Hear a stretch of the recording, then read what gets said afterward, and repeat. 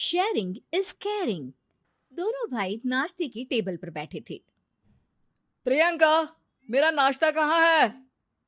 भाभी, मुझे भी ऑफिस के लिए लेट हो रहा है। इस पर प्रियंका किचन में से दोनों के नाश्ते की प्लेट्स लेकर बाहर आती है। लो भाई, आप दोनों का नाश्ता। किसी को भी 1 मिनट का सब्र नहीं है। ये प्रियंका का ससुराल है, जहाँ कोई औरत ना होने की वजह से शादी वाले दिन से ही घर के साथ दोनों भाइयों की जिम्मेदारियां प्रियंका संभाल लेती है। दोनों भाई शांति से नाश्ता कर रहे होते हैं कि अंकुश अपने भाई की प्लेट से पराठे का एक टुकड़ा उठा लेता है। आपको पता है ना, मैं खाना शेयर नहीं करता, फिर भी मेरी प्लेट में से खाना जरूरी है क्या? अरे हद हो गई है, मुझे नहीं खाना अब। अंकुर गुस्से में नाश्ता छोड़कर टेबल से उठ खड़ा होता है। अरे, ये कैसा बिहेवियर है अंकुर? एक टुकड़ा ही तो है। एक हो या आधा, मुझे भूख लगी है तो ये सिर्फ मेरा ही है। उसे भी किसी के साथ शेयर करने बैठा तो भूखा नहीं रह जाऊंगा। अरे बाबा ठीक है, अब इस पर भी लड़ाई। दूसरा बना देती हूँ, पर प्लीज ऐसे खाना बीच में छोड़कर मत जाओ। इससे अन्न का अपमान होता है। ओ प्लीज भाभी, ऐसी कोई चीज होती ही नहीं है। आपके पास पैसे हैं, खरीदो और खाओ। अगर नहीं खाया जाए तो फेंक दो। अरे दुनिया में सब यही करते हैं। अंकुर बैग उठाकर ऑफिस के लिए चला जाता है, जिसके पीछे उसका बड़ा भाई मायूस सा घर में खड़ा रह जाता है। जिसने बचपन से सोने की चम्मच में खाया हो, उसे दुनिया के बारे में क्या पता होगा। वैसे गलती तो हमारी ही है। अगर कभी बचपन में ही सही गलत का फर्क सिखाया होता तो आज ये हाल नहीं होते। आप फिक्र क्यों करते हैं जी? भगवान है, वो जो भी करता है सबकी भलाई के लिए ही करता है। और जब वो चाहेंगे तो अपनी तरह से अंकुर भैया को भी सब कुछ सिखा देंगे। पत्नी की बात पर विश्वास कर अंकुश भी ऑफिस चला जाता है। सुबह से दोपहर होती है और अंकुर लंच करने ऑफिस के पास वाले रेस्टोरेंट में पहुंचता है, जहां वो एक साथ बहुत सारा खाना ऑर्डर कर देता है। सर, क्या कोई आपको ज्वाइन करने वाला है? नहीं तो क्यों? अब कुछ नहीं सर, ऐसे ही। वेटर चला जाता है और कुछ देर में अंकुर का ऑर्डर लेकर वापस आता है, जिस पर अंकुर सब डिशेस में से थोड़ा थोड़ा खाकर बाकी ऐसे ही छोड़कर बिल देकर चला जाता है। वाह भगवान, तेरी माया। कहीं कोई एक एक टुकड़े के लिए तरसता रहता है और ये 5 लोगों का खाना ऑर्डर करके एक का भी पूरा नहीं खाते। पैसे वालों की माया। वेटर टेबल साफ कर बचा हुआ सारा खाना लेकर रेस्टोरेंट के पीछे घूम रहे बच्चों के पास पहुंच जाता है, जिसे देख बच्चों के चेहरे खिल उठते हैं। वाह, आज इतना सारा खाना आया। थैंक यू भैया। भगवान आपको खाने की फैक्ट्री बना दे।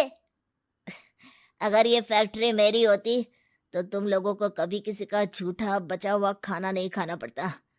चलो तुम लोग खाओ, पर ध्यान रखो किसी को पता ना चले, नहीं तो मेरी नौकरी चली जाएगी। इसी के साथ दिन बीतता है और रात को दोनों भाई एक साथ घर पहुंचते हैं। कुछ देर में सब डिनर करने बैठते हैं, जहां अंकुश अंकुर को समझाने की कोशिश करता है। अंकुर, अगर हमें लाइफ में सब कुछ मिला है, इसका ये मतलब नहीं कि तुम उसका गलत फायदा उठाओ, बल्कि तुम्हें उसकी मदद से दूसरों को भी मदद करनी चाहिए। भैया, जिनके पास नहीं है उनकी वजह मैं तो नहीं ना। और ऐसे बहुत लोग हैं जिनके पास सब कुछ है। इसलिए अगर मैं एक इंसान कुछ नहीं करूंगा तो कोई फर्क नहीं पड़ने वाला। तुम्हारे भैया बस एक चीज समझाना चाहते हैं कि जिस चीज की हमारे पास कमी नहीं है, उसे बर्बाद करने से अच्छा है कि लोगों के साथ शेयर करें। इससे हम सिर्फ सामान नहीं, खुशियां भी बांटते हैं, और इसमें तुम्हारा ज्यादा कुछ तो जाएगा नहीं। भैया भाभी की बात सुन अंकुर कुछ बोले बिना उठकर चला जाता है। इसी तरह दिन बीतते रहते हैं, जिसमें अंकुश और प्रियंका कोशिश तो बहुत करते हैं, पर अंकुर पर किसी भी चीज का कोई असर नहीं पड़ता। एक दोपहर अंकुर सैंडविच खाते हुए सड़क के किनारे चल रहा होता है। तभी उसकी नजर आइसक्रीम वाले पर पड़ती है और वो सैंडविच सड़क किनारे फेंक आइसक्रीम खरीदने पहुंच जाता है। अब इसे कहते हैं जिंदगी का सुख। जैसे ही अंकुर आइसक्रीम लेकर पीछे मुड़ता है, तो एक आदमी को सड़क से वही सैंडविच उठाते हुए देखता है। वो आदमी बहुत कमजोर, गरीब, जैसे बहुत दिनों से खाना ना खाया हो वैसा लग रहा था। अंकुर उसके पास जाकर खड़ा हो जाता है। उसे देखकर आदमी सैंडविच अंकुर की तरफ कर देता है। आपको भी खाना है क्या? क्या हम इसे आधा आधा कर ले? मुझे बहुत भूख लगी है। वो मेरा ही झूठा सैंडविच है। तुम दूसरा खरीद कर क्यों नहीं खा लेते? इसे क्यों खा रहे हो? अरे भैया, अगर खरीदने के पैसे होते तो 4 दिन से भूखा नहीं घूम रहा होता। हैं? क्या?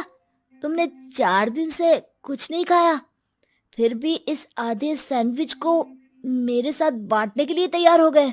क्यों?